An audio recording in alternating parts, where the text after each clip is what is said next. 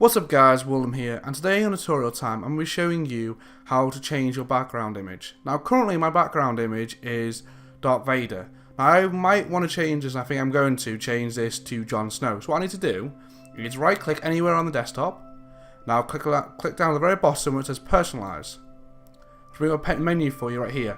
Now make sure it's on backgrounds, and make sure this box right here is on picture. Now when you come to picture, it'll give you 5 different options. Now if the image is not there, click browse.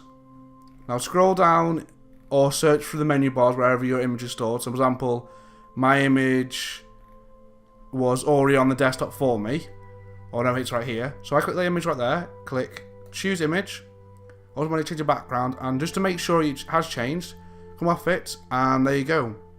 Jon Snow is now my background. Hope this helped you, and I will see you in the next one.